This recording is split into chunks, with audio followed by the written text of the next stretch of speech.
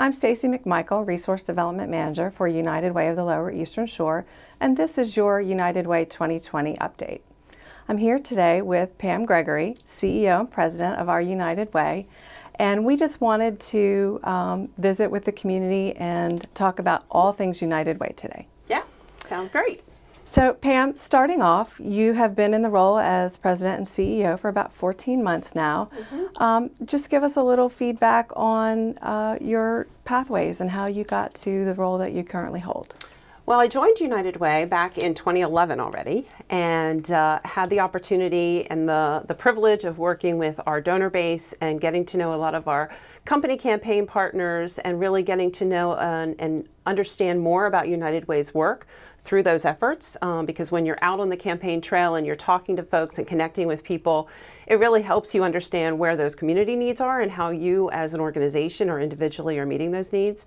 Was a donor for many, many years in previous employers, but it's been really amazing to be able to step into the nonprofit side of things. And from there, moved on to help with our community impact work, managing relationships with our partners, managing the application process that handles annually for agencies to apply for funding, and then ultimately moved into this role. So it's awesome. I'm very blessed. And we love having you as our leader.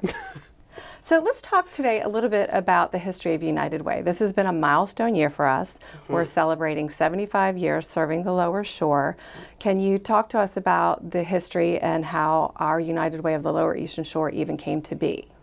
Okay, that's awesome. So back in October of '44, we had several community leaders step up and realize that given the atmosphere of the community resulting from situations here and abroad and throughout the country with the war efforts, there were a lot of community needs, but there really was not a consolidated way for the community to come together and meet those needs. So some leaders in our community, some folks might recognize some of these names: George Chandler, Fred Atkins, Miss Alice Bolden, Ernest Wheatley, Ralph Delaney, and Mr. Avery Hall came together and said, what can we do? So modeling here locally after a national trend of what were then called community chests, they decided to see about creating a nonprofit that could work together, give anyone in the community an opportunity to give back financially, volunteerism, et cetera, but mainly focus financially at that point.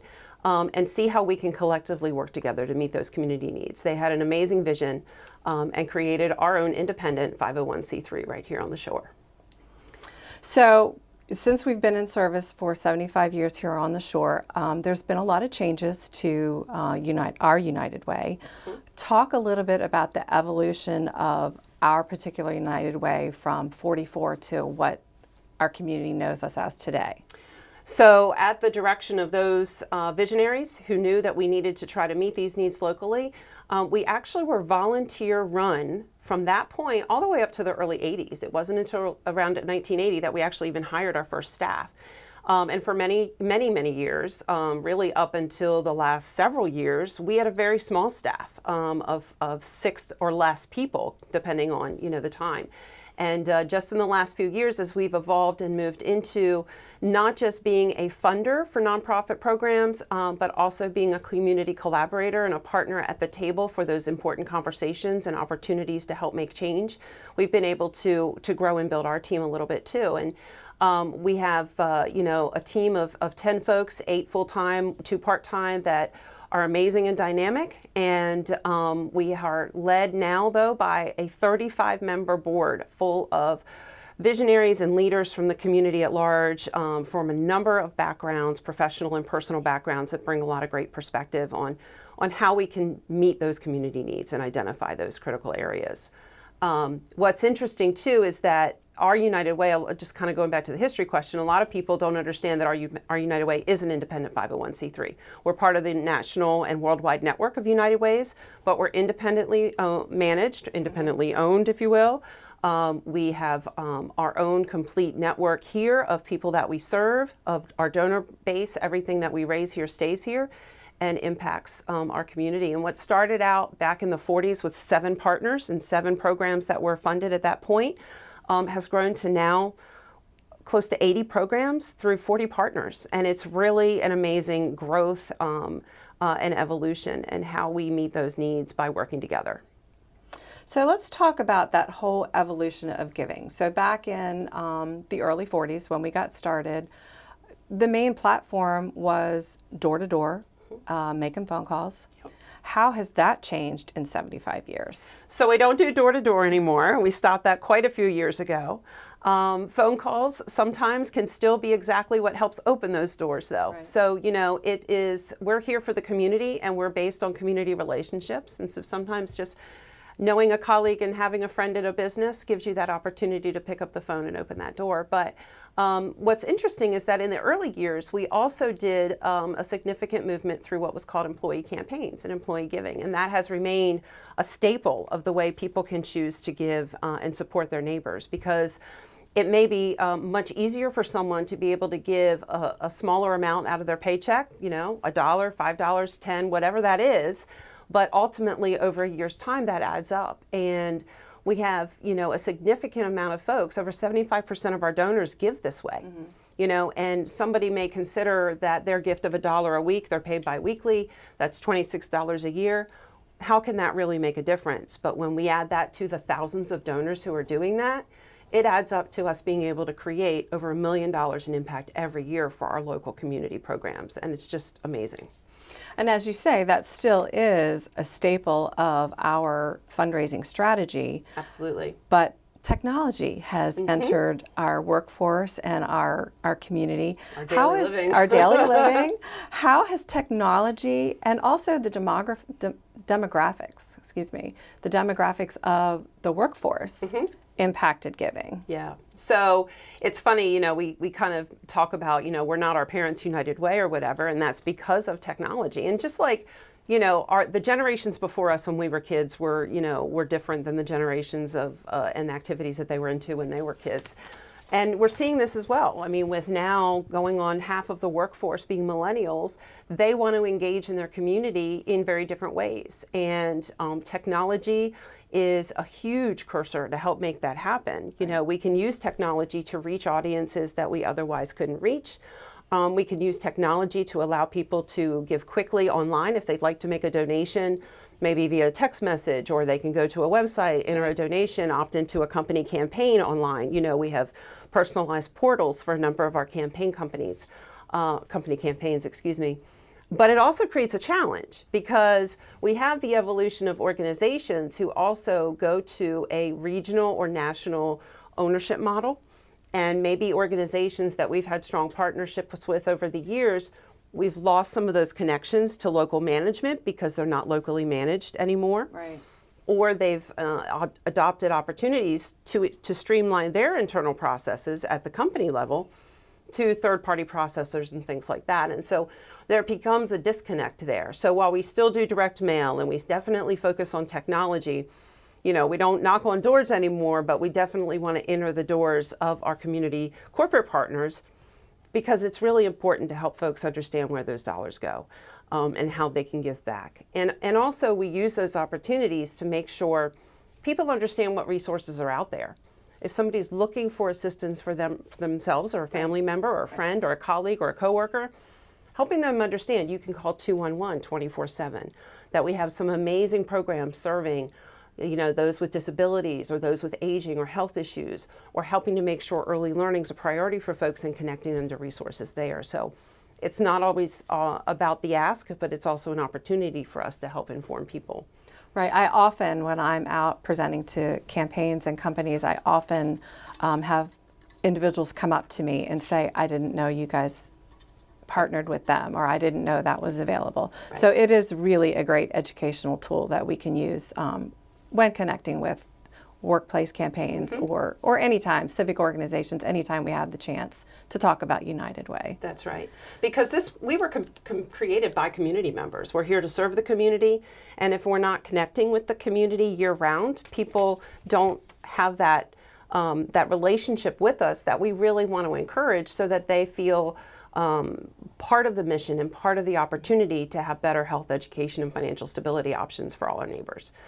It's important, and these are the building blocks. That's why we focus on those three areas, because if you have a strong community in those three areas, the community will thrive. And together we can do way more than we can ever do alone. And that's not a new Right, saying, right, but it is right. it is powerful. So we have our workplace campaigns, and we have some fun events. We do. Talk about our comprehensive strategy. So we approach outreach and fundraising and connecting people to services with a whole range of opportunities. So again, whether we're touching someone through a connection at a company campaign or through an outreach through social media, or whether we're finding folks that we can help build connections with through networking, that's all well and good. But we have gotten more and more into offering fun, creative, special events. And we've been really blessed to be able to have a very successful holiday ball every year, which has grown and grown and grown. And we like to tag it the event of the year. And really it is. What was really neat is that this year, with our 75th anniversary, we acknowledged that as the Diamond Celebration. And so it gave us the opportunity to further promote the message and the work of United Way, not from just our history, but also for the next 75 years. Right. And yes, it's a very, very, very important fundraiser. And we need to do that so we continue to have opportunities for people to give in various ways. But it's also just a really great way to kick off the holiday season and Right. get everybody into the spirit of the season. And it's just it's a lot of fun, and it's fun to get dressed up. But throughout the year, we have some other really creative things. You're not into dressing up and going to a holiday ball. Well, maybe you want to do the cornhole tournament, because you're the cornhole master of your neighborhood, Right. or in one of the amazing leagues that we're finding out exist in the area. Right. Maybe you want to go to a really fun Frisbee golf event, and one of our community partners, RPS ISG and Gallagher, do an amazing job putting together an opportunity for a really fun business networking in a really interesting way of an actual Frisbee golf tournament. It's amazing. And those proceeds benefit our Imagination Library program. It's another way that organizations that may not, because of corporate restrictions, be able to offer a campaign. But those two companies came together and they said, but we want to do something, and here's what we can do. We can plan a fundraiser and we can make it the second event of the year because it's amazing, but completely different, jeans or dresses, either way, you're having a great time. Right. Yeah. So we also, we have some great local foundations, some great corporate partners, but we also in the last couple of years have invested in some planned giving opportunities. Yes. So talk to us a little bit about the next phase of that. So Kathy Thomas, who is our planned giving officer, has done a lot of great work putting together a really good toolkit of options for people who want to be sure to plan for their future and plan for the future of United Way. And that's really important because the fundraising we do now certainly helps us in the short-term future, but we need to make sure that we as a United Way are sustainable for 75, 150, and all those years ahead for the generations that follow us. So whether someone wants to include us in their will, whether someone wants to make a gift from a 401k distribution, for instance, whether someone may be in the millennial age, we have a really cool new tool called United Way Life. And they can make an impacting, lasting gift later at a very affordable and manageable way now. And it creates a really neat way to build your own legacy here with us. Right. Yeah. So let's talk about that impact. Let's talk about what that legacy is. So in the past, we have really focused on funding partners. And in the past, I would say maybe the last 7 years, we've transitioned a lot to direct programs. So talk about that transition of being just a funder, so to speak, to being more impactful. Right. And this is part of our focus to be really part of those conversations and opportunities to improve our community year-round. The application process for agencies, for nonprofits, has traditionally been a once-a-year thing. And what started out, we had the 7 organizations that we partnered with and funded back in the 44. And what's really cool is that a few of those are still partners with us today. Right. For instance, Boy Scouts, Girl Scouts, and even the Wicomico Public Libraries. But over time, even though, organizations need to make sure that they're applying every year, and we'll talk about that in a few minutes, We've also seen that need to help do direct outreach ourselves, and we've been asked to be at the table of those conversations and ways to improve the community. So, for instance, while we've grown our partnerships up to 40 partners now, and we've got, investing in 70 plus programs throughout the year, depending on the year, it's also been amazing to introduce ways that we can also make that direct impact through our donor support. And one of those is Imagination Library. That's a very popular program. We launched that in 2012. Right. And this program, as you know, is targeted to children ages birth to 5. And by providing a brand new free book in the mail every month to these children, hopefully by the time they've entered kindergarten, they have up to 60 books in a home library collection. Right. But more importantly, it's prepared them for entry into kindergarten. Yes. So they're better prepared to learn. And the really amazing thing is that we've partnered with the 4 local county school systems, Worcester, Wycomico, Somerset, Dorchester, in our service area. And we can show that these youth that have come through the program are testing higher and more ready for education and ready to learn. Right. And the cool thing is it's not just about literacy, it's also about the social, emotional, physical development, math, early math skills, et cetera. And it's an amazing partnership with the Dolly Parton Foundation. To date, we have delivered over 210,000 books. We have over 4,000 kids now actively receiving a book every month. Another 4,000 plus have graduated the program. It's an amazing impact. It's also the perfect, example of how a little goes a long way. Right. As in that donor that can give $1 a week, they're helping to cover one child for a whole year, 12 brand new books. Right. And they're very high quality books, and they're age appropriate. I can talk about that all day. Yeah, let's move on. Yes. But we also focus on education for other early learning and childhood initiatives, such as just while we also promote, of course, the scouting programs, and we promote after school and summer programs. We also offer directly an opportunity to do a Girls on the Run program, which is for elementary and middle school youth through mentoring through athletics. And then also an early reading program for second graders called Read to Succeed. And this year we're serving over 100 kids between those two programs. They're managed by our amazing Women's United affinity group. Right. And they have taken it upon themselves to roll their sleeves up and put their dollars and put their money where their mouth is and basically pitch in and say, we want to help, we want to make change. And those programs have grown exponentially over the last couple of years. So we also talk about volunteerism. We also have the Get Connected platform. Talk about volunteerism and Get Connected. So several years ago, 5-6 years ago, we were designated as the Volunteer Center for the Lower Shore by the Governor's Office on Service and Volunteerism. Part of that initiative was also making sure we're providing a good platform for the volunteers and nonprofits in our community to connect to those needs. So any nonprofit in our community can use the Get Connected platform completely free. There's no charge whatsoever. They can use it for volunteer management, volunteer recruitment. They can post special events, etc. And it's completely open and free to the public at shoregetconnected.org to go in there, and regardless of age, ability, background, interest, whatever, you can find a way to give back in a way that works for you. Over 135 nonprofits use it. A couple thousand plus users are on it. And we're thrilled to also continue to partner with the National Folk Festival based here in Salisbury to mobilize, about 1,000 volunteers every year. And our goal in that is hopefully those people continue to volunteer throughout the year to those causes that matter to them too. And that's part of our mantra: give, advocate, volunteer. Absolutely. So to wrap this up, what is next for United Way? So we have a number of things next for United Way. We have one big initiative that is rolling out as we speak called Wellness Made Easy. It's a partnership that we've been working in the health literacy arena for several years now.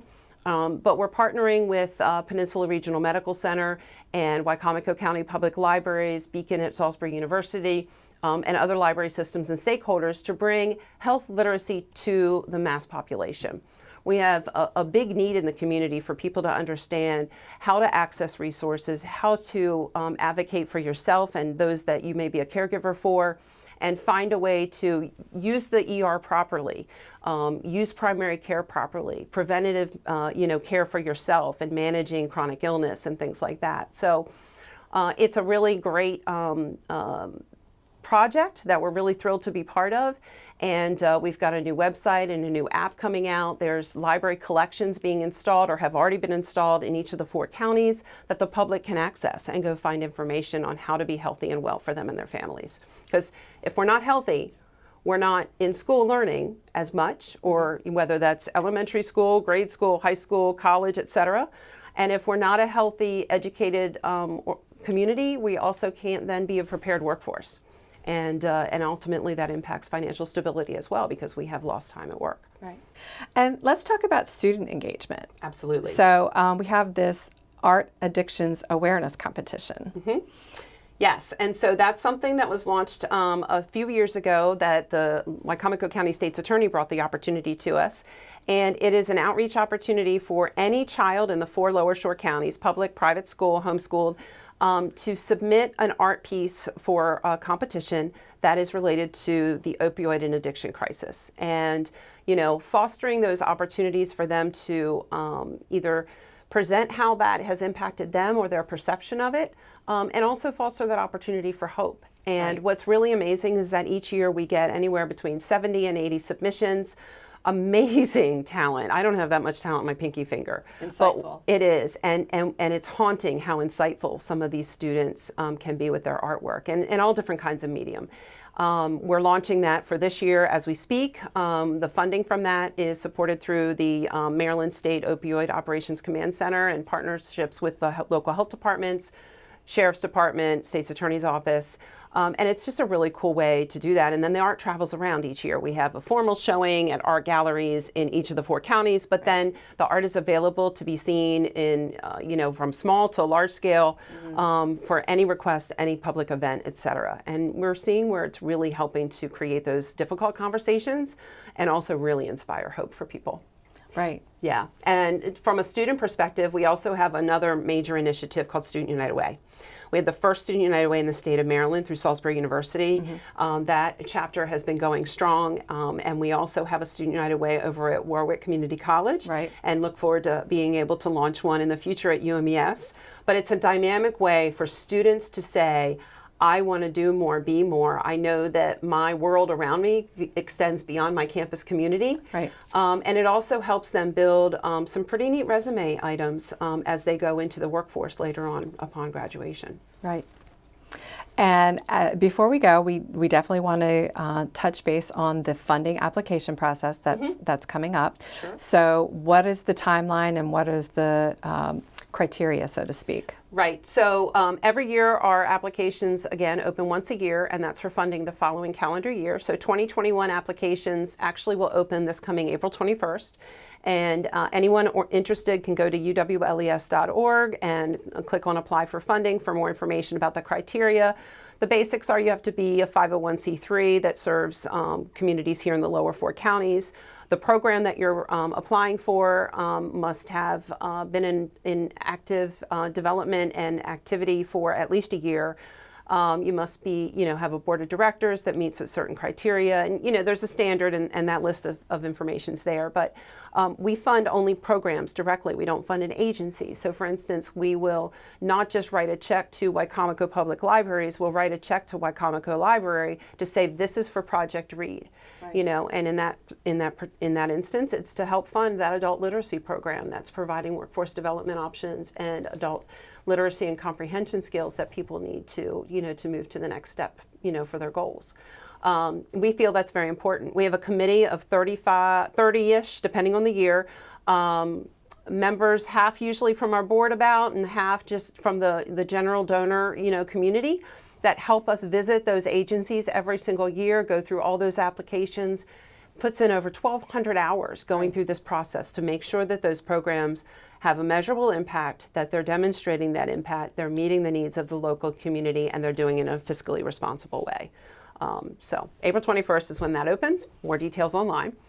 And then, one other thing I wanted to mention as well is that we honestly can't do what we do also without those corporate partnerships through sponsorships. Yes. So whether someone's sponsoring a special event or folks like a few very special sponsors have stepped up around our annual campaign and our 75th anniversary, for instance, Purdue Farms and Avery Hall. both who have a very long history with our organization, stepped up in a really great way to help promote the 75th anniversary. Right. And we're really thrilled that we were able to even name our community conference room after Purdue and our meeting room after Avery Hall. And those are rooms available for nonprofits in the community to use, for meeting space as well. Right. And then we also have a couple partners that have been with us every year to help promote and incentivize donors to participate. You hope people aren't giving to get, because they want to win a prize, but it does make it really fun and can be a really neat incentive. And thanks to First Shore Federal and PNC Bank, we have some really great incentives for donors as well, who choose to participate in the campaign annually. So we're very appreciative to them. Thank you for joining us today. To find out more about United Way, log on to our website, uwles.org. Please follow us on social media. Thank you, PAC 14, for providing us a platform to share all this important information. And thank you to the community for giving us 75 years of availability to serve this community. And we look forward to serving you for the next 75 years.